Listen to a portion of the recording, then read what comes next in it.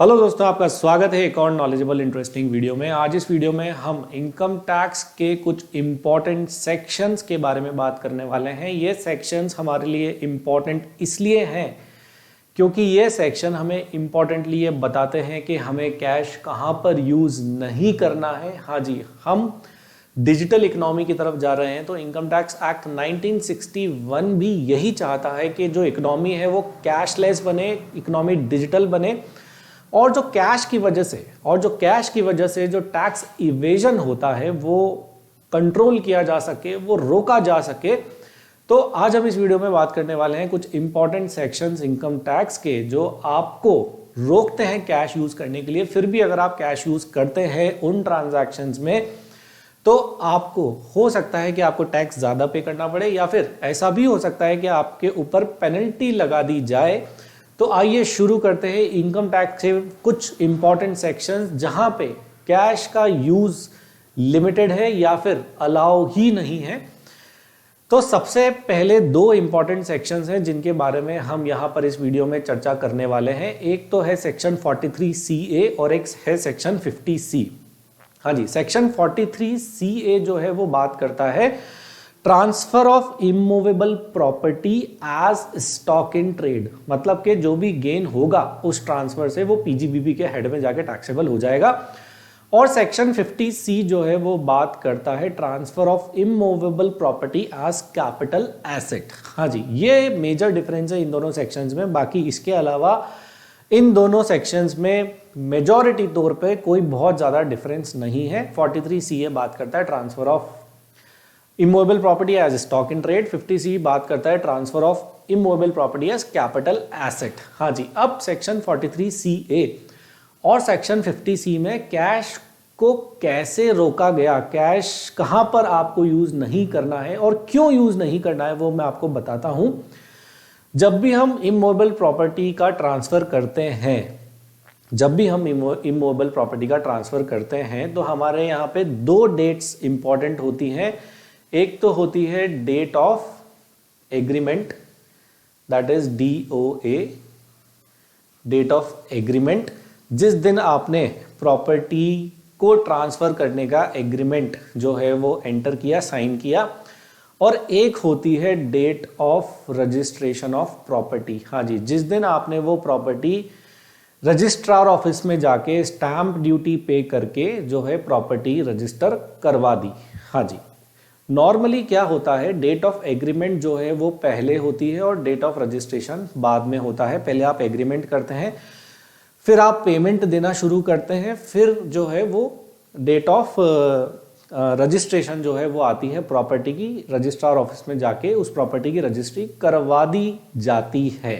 हाँ जी, अब यहाँ पे कैपिटल गेन या फिर बिजनेस प्रॉफिट्स कैलकुलेट करने के लिए जो है वो हम स्टैंप वैल्यू को भी यूज करते हैं इन सेक्शंस में। यहां पे स्टैंप वैल्यू जो है वो ली जाएगी date of registration of property की। अगर आपने डेट ऑफ एग्रीमेंट के समय पर कैश में ट्रांजैक्शन कर ली है तो डेट ऑफ एग्रीमेंट, वैसे लॉजिकली आपके दिमाग में भी यही आया होगा कि डेट ऑफ एग्रीमेंट जो है वो स्टैंप वैल्यूएशन कंसिडर करना चाहिए प्रॉपर्टी का। हाँ, आपके दिमाग में बिल्कुल सही और लॉजिकल बात आई है, बट टैक्स इवेजन को रोकने के लिए और कैश के मूवमेंट को रोकने के लिए जो है सेक्शंस इस तरीके से ड्राफ्ट किए गए हैं कि अगर आपने डेट ऑफ एग्रीमेंट में कैश जो है वो रिसीव किया है, अगर आपने कैश रिसीव किया है for transfer of immovable property, तो जो वैल्यूएशन है वो डेट ऑफ एग्रीमेंट का ना लेके डेट ऑफ रजिस्ट्री का जो है वो वैल्यूएशन कंसिडर किया जाएगा। इसका मतलब क्या है कि अगर आप चाहते हैं कि डेट ऑफ एग्रीमेंट का स्टैंप वैल्यूएशन लिया जाए तो आप जो प्रॉपर्टी का एडवांस जो है जो लेंगे, पूरा कंसिडरेशन अगर आप लेते हैं या फिर पार्ट कंसिडरेशन लेते हैं, उसको कभी भी कैश में मत लीजिए। उसको हमेशा किससे लीजिए, उसको हमेशा बैंकिंग चैनल से लेना है आपको। इस बात का बिल्कुल ध्यान रखिएगा, अदरवाइज जो stamp valuation date of registration पे आएगी वो कंसिडर कर ली जाएगी। जैसे फॉर एग्जांपल आपने किसी प्रॉपर्टी को ट्रांसफर करने का एग्रीमेंट 2 साल पहले किया था और 2 साल के बाद आप उसको करा चाहते हैं कि 2 साल के अंतराल उससे स्टेट गवर्नमेंट रेट्स बढ़ जाती हैं तो आपको ज़्यादा अमाउंट पे करना पड़ सकता है as your capital gain liability. तो अगर आप चाहते हैं कि आपका स्टैम्प वैल्यूएशन जो है वो डेट ऑफ एग्रीमेंट वाला कंसिडर किया जाए पे या फिर उससे पहले जो है ट्रांजैक्शन आप चैनल में। तो ये थी कैश से रिलेटेड इंपॉर्टेंट बातें, 2 सेक्शन है, सेक्शन 43 CA और सेक्शन 50 C। आगे बढ़ते हैं, अगला सेक्शन है हमारे लिए सेक्शन 269 SS। हाँ जी, ये सेक्शन कहता है कि अगर आपने कोई भी लोन या फिर डिपॉजिट एक्सेप्ट किया है जो कि 20,000 या फिर उससे ज़्यादा का है, तो और वो कैश में अगर आपने लिया है तो आपके ऊपर लगभग उतने ही अमाउंट की पेनल्टी जो है वो लगाई जा सकती है। ये एक डिफ़ॉल्ट है इनकम टैक्स एक्ट में जो आपने कर दिया है। आप लोन लीजिए, बेशक आप लोन ले सकते हैं, बट उसको कैश में मत लीजिए। अगर 20,000 या उससे ज़्यादा का लोन है तो अगर आप कैश में लेते हैं तो आपके ऊपर पेनल्टी लगाई जा सकती है। ये जो सेक्शन है कुछ ट्रांजैक्शंस पर एप्लीकेबल नहीं होता, जैसे बैंक्स पे एप्लीकेबल नहीं है, कोऑपरेटिव बैंक्स पे एप्लीकेबल नहीं है, गवर्नमेंट के ऊपर नहीं लगता, गवर्नमेंट कंपनीज के ऊपर नहीं लगता है ये section. So please keep this thing in your mind कि 20,000 या उससे ज़्यादा का जो लोन है वो कैश में हमें नहीं लेना है। अगला सेक्शन है सेक्शन 269T। ये बात करता है लोन के रीपेमेंट की, या फिर आपने कोई अमाउंट रिटर्न किया है जो आपने पहले बोरो किया था। यहाँ पे भी लिमिट है 20,000 और मोर। अगर आपने ये भी ब्याज के साथ अगर 20,000 या उससे ज़्यादा का आपने रीपेमेंट कर दिया है कैश में, तो आपको लगभग उतने की ही पेनल्टी जो है इनकम टैक्स एक्ट में पे करनी पड़ सकती है। तो इस बात का बिल्कुल ध्यान रखिएगा कि अगर आपको लोन का रीपेमेंट करना है तो उसको बिल्कुल भी कैश में रीपे मत कीजिएगा, उसको हमेशा बैंकिंग चैनल से ही पे कीजिएगा। ये सेक्शन वापस से एप्लीकेबल नहीं होता है बैंक्स, कोऑपरेटिव बैंक्स के ऊपर, गवर्नमेंट कंपनीज के ऊपर। नेक्स्ट सेक्शन देखते हैं सेक्शन 269 ST। ये कोई बहुत ज़्यादा पुराना सेक्शन नहीं है। इस सेक्शन में लिमिट है 2 लाख रुपीज़ की। इस लिमिट से ज़्यादा का अगर आपने कैश रिसीव किया from a person in a day with respect to one event, चाहे वो आपका बिजनेस रिलेटेड हो या नॉन बिजनेस रिलेटेड हो, अगर आपने 2 लाख की लिमिट से ज़्यादा का कैश रिसीव किया है तो आपके ऊपर पेनल्टी लगाई जा सकती है equivalent to the amount of the cash that you have received. हाँ जी, तो इसका विशेष तौर पे ध्यान रखें कि 269 ST में आपसे डिफ़ॉल्ट ना हो जाए और आपको पेनल्टी पे जो है वो ना करनी पड़े। यहाँ पे आप एक दिन में एक पर्सन से एक इवेंट के लिए जो है वो 2 लाख से ज़्यादा रिसीव नहीं कर सकते हैं, इस बात का ध्यान रखिएगा। ये पेनल्टी जो इंसान अमाउंट रिसीव करता है उसके ऊपर जो है लगाई जाती है, उसके जो रिसीव करता है उस पर ये डिफ़ॉल्ट चेक किया जाता है कि कहीं उसने 2 लाख रुपीज़ से ज़्यादा का अमाउंट तो रिसीव नहीं किया है। नेक्स्ट सेक्शन है section 40A3 and section 40A3A। Section 40A3 बात करता है कि कोई भी बिजनेस एक्सपेंस 10,000 से ज़्यादा का कैश में, हाँ जी, क्या बिजनेस रिलेटेड एक्सपेंस, हाँ जी, इसमें आपकी परचेज भी आ जाती है। ये आपको 10,000 रुपये से ज़्यादा का कैश में नहीं करना है। वो कुछ भी हो सकता है, वो आपकी सैलरी भी हो सकती है, वो आपकी परचेज भी हो सकती है, वो आपका कुछ भी हो सकता है। बट यहाँ पे एक इम्पॉर्टेंट चीज़ है, अगर आपने अमाउंट पे किया है फॉर हायरिंग, प्लेइंग और बुकिंग ऑफ ट्रांसपोर्ट कैरेज, तो यहाँ पे लिमिट 10,000 से बढ़ा करके कर दी गई है 35,000 रुपये।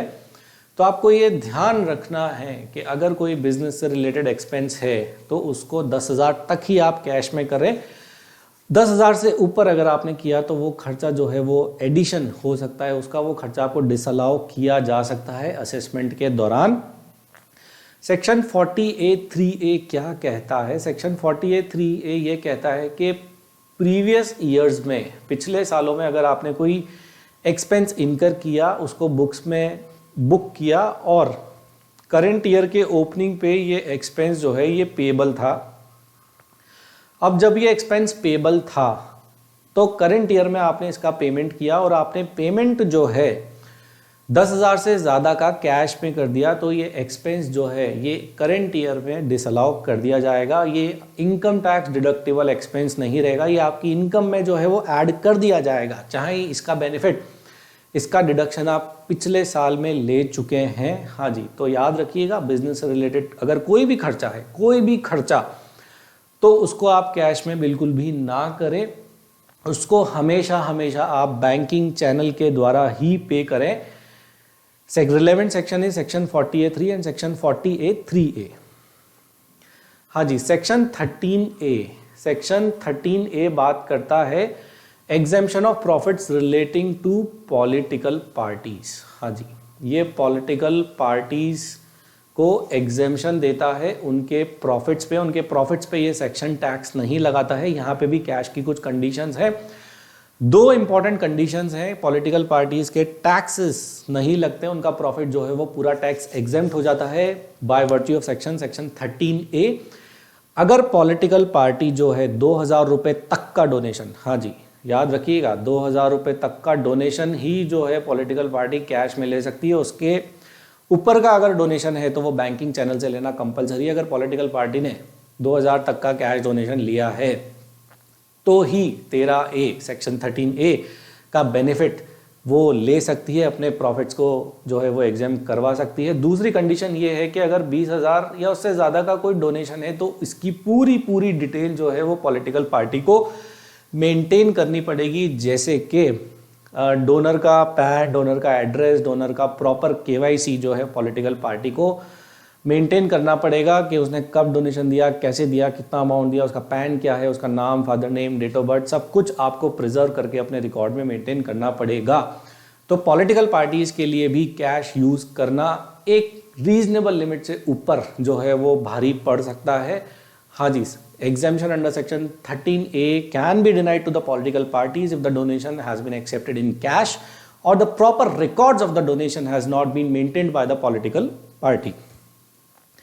नेक्स्ट इंपॉर्टेंट सेक्शन है सेक्शन 80G डोनेशन का। हाँ जी, आपको डोनेशन का बेनिफिट अगर अपनी ग्रॉस टोटल इनकम में से लेना है तो आपको इसका पेमेंट जो है वो भी आपको बैंकिंग चैनल से करना पड़ेगा। 2,000 रुपये तक का डोनेशन जो है वो आप कैश में पे कर सकते हो। अगर उससे ऊपर का डोनेशन है तो वो आपको हमेशा हमेशा बैंकिंग चैनल से ही पे करना है। अगर आप कैश में पे करेंगे तो उसका बेनिफिट आपको नहीं मिलेगा। नेक्स्ट इंपॉर्टेंट सेक्शन है सेक्शन 80D। यहाँ पे 2 इंपॉर्टेंट चीज़ें हमारे पास आती है। सेक्शन 80D बात करता है deduction in respect of medical insurance premium. अगर आपने खुद का, अपनी फैमिली मेंबर्स का मेडिकल इंश्योरेंस करवाया है तो उसका बेनिफिट आप अपनी ग्रॉस टोटल इनकम में से सेक्शन 80D का बेनिफिट लेते हुए जो है ले सकते हैं। सेक्शन 80D में 2 इंपॉर्टेंट चीज़ें आती हैं, एक तो मेडिकल इंश्योरेंस का प्रीमियम और एक प्रिवेंटिव हेल्थ चेकअप। हाँ जी, प्रिवेंटिव हेल्थ चेकअप जिसकी लिमिट है 5,000 रुपये, ये तो कैश में किया जा सकता है, it can be in cash, right, but इसकी लिमिट सिर्फ और सिर्फ 5,000 रुपये है। प्रिवेंटिव हेल्थ चेकअप मतलब आप एक डायग्नोस्टिक लैब पे गए, आपने अपना BP, अपना ब्लड शुगर और ये कुछ प्रिवेंटिव हेल्थ चेक्स थे जो आपने करवाया और इसमें लगभग आपका कुछ 2, 2.5, 3, 4,000 रुपये खर्च हुआ, तो ये अमाउंट आप कैश में पे करके इसका बेनिफिट ले सकते हैं अंडर सेक्शन 80D। तो ये है प्रिवेंटिव हेल्थ चेकअप, इसमें कैश का पेमेंट अलाउड है पर इसकी लिमिट है 5,000 रुपये। मेडिकल इंश्योरेंस प्रीमियम अगर आपने पे किया और आप इसका बेनिफिट लेना चाहते हैं तो ये आपको बैंकिंग चैनल से ही पे करना पड़ेगा। अगर आप ये बैंकिंग चैनल से पे नहीं करेंगे, आपने मेडिकल इंश्योरेंस प्रीमियम अगर कैश में पे कर दिया है तो आपको इसका बेनिफिट इनकम टैक्स एक्ट में जो है ग्रॉस टोटल इनकम में से बिल्कुल भी नहीं मिलेगा। तो ध्यान रखिएगा, अगर आप मेडिकल इंश्योरेंस कराने का प्लान कर रहे हैं या फिर आपका नेक्स्ट प्रीमियम ड्यू है तो आपको उसका पेमेंट जो है वो बैंकिंग चैनल से ही करना है, कैश में बिल्कुल भी ना करें। नेक्स्ट सेक्शन है section 80GA।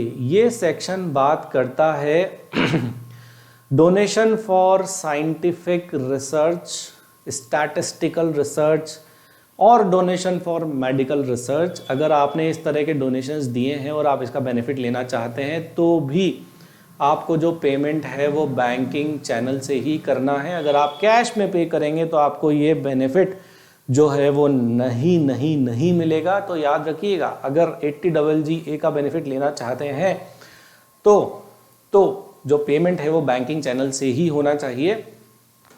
Next important section है सेक्शन 80JJAA। हाँ जी, ये बात करता है, ये बेनिफिट देता है आपको 30% ऑफ एम्प्लॉयमेंट कॉस्ट इनकर्ड। हाँ जी, ये एडिशनल बेनिफिट आपको देता है 30% of additional employment cost incurred in 3 years block. हाँ जी, 3 साल के ब्लॉक में आपको ये बेनिफिट देता है।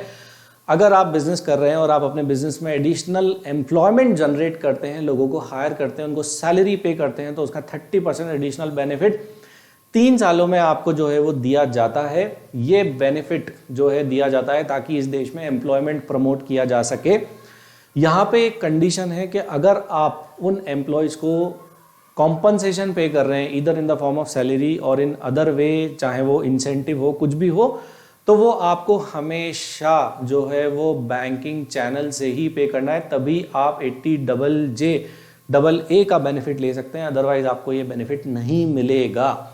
ध्यान रखिएगा, अगर आप बिजनेस कर रहे हैं और एडिशनल एम्प्लॉयमेंट जनरेट कर रहे हैं, एडिशनल एम्प्लॉय कॉस्ट इनकर कर रहे हैं, नए एम्प्लॉयज आपने हायर किए हैं, तो 30% का एडिशनल बेनिफिट आपको लेना है। तो आपको उनको कैश में पे नहीं करना है, बैंकिंग चैनल से ही पे करें। नेक्स्ट है सेक्शन 36(1)IB। हाँ जी, ये क्या कहता है? ये कहता है कि अगर कोई एम्प्लॉयर है, इस एम्प्लॉयर ने अपने एम्प्लॉयज का मेडिकल इंश्योरेंस प्रीमियम कराया है, अपने एम्प्लॉयज का ग्रुप मेडिकल इंश्योरेंस प्रीमियम करवाया है, तो इस एम्प्लॉयर को हम उसका डिडक्शन दे देंगे as a normal business deduction as per section 36(1)IB clause. उसको हम ये डिडक्शन दे देंगे अगर एम्प्लॉयर ने एम्प्लॉय का medical insurance, group medical insurance करवाया है तो। बट यहाँ पे एक कंडीशन है कि जो एम्प्लॉयर जो प्रीमियम पे करेगा, that premium has to be paid by banking channel.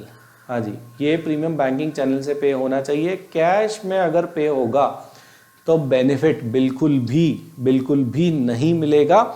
हाँ जी, तो ये थे कुछ इंपॉर्टेंट सेक्शंस हमारे इनकम टैक्स एक्ट में, जो कैश का यूज जो है बहुत लेवल तक रोकते हैं। अगर आप कैश पे करते हैं तो ऐसा हो सकता है कि आपका जो बेनिफिट है वो आपको नहीं मिले, आपके ऊपर टैक्स की लायबिलिटी ज़्यादा आ जाए या फिर आपके ऊपर पेनल्टी भी लग सकती है। हाँ जी, तो कैश के यूज से बचें और कोशिश करें ज़्यादा से ज़्यादा ट्रांजैक्शंस जो हैं वो बैंकिंग चैनल से करें। अगर आपको ये वीडियो पसंद आए तो प्लीज़ वीडियो को लाइक ज़रूर करें, चैनल को सब्सक्राइब भी कर लें और इस वीडियो को बहुत सारे लोगों के साथ शेयर भी कर दें। हम लाते रहेंगे आपके लिए ऐसे ही बहुत सारे knowledgeable educational videos. Thank you, thanks a lot, bye.